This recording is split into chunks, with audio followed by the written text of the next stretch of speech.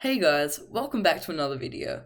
Today I'm going to take you through the best premium forwards for your AFL fantasy team. To structure your team, you'll likely want to select 2 to 4 players on this list. I'll start by listing the popular selections. Josh Dunkley is the second highest owned player in the competition, only behind his Brisbane teammate Will Ashcroft, being in over half of all teams. He averaged almost 110 points with 50% centre bounces, so imagine how good he will be with 70%. Despite his price tag being almost 100k more than any other forward, over half of the competition owns him, making it a low-risk, high-reward scenario. Stephen Coniglio is one of the many GWS midfielders set to have value coming into this season. After playing as a full-time forward at the start of the season, he returned to the midfield where he averaged 109. With Tim Taranto along with other midfielders leading the Giants, his mid-time will only continue to increase. His main issue is that he has never played every game in a season, but after only missing one game last year and having a full pre-season, things are looking good. Tim Taranto is another forward who is set to have an increase in midfield time this year.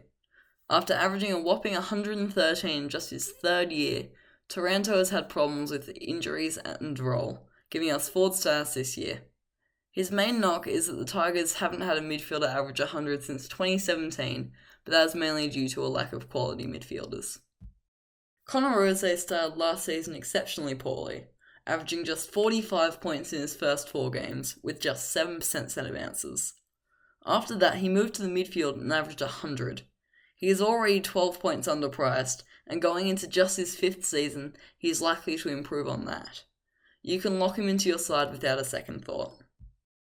Darcy Cameron is now the main ruck at Collingwood after Brodie Grundy's move to the Demons. He averaged 91 since Grundy went down, so he is likely to continue similar form. However, he has had an injury interrupted pre-season, which could mean he plays more time up forward to start the season. He is still a strong option, as there are a few good ruck options this year. Now moving on to the unique selections. Dylan Moore was a surprise package last year, averaging 88 as a pure forward in a struggling Hawthorn team. Then after the bye he moved to the midfield where he averaged 101.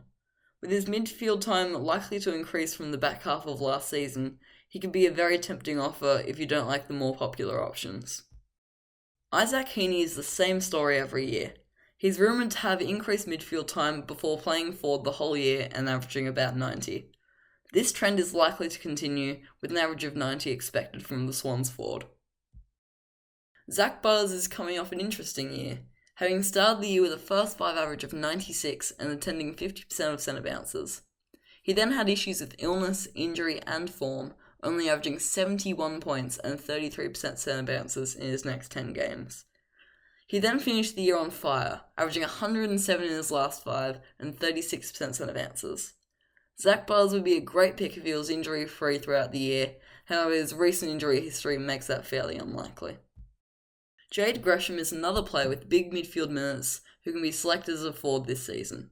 He averaged 86 excluding injuries, and if his midfield time remains at 60%, he will continue to improve and possibly increase his average into the 90s.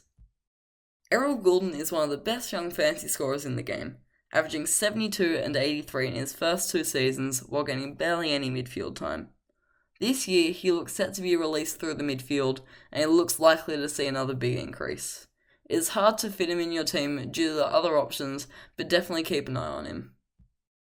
Dane Zorko is undoubtedly underpriced this year, averaging 92 excluding the injury-affected games.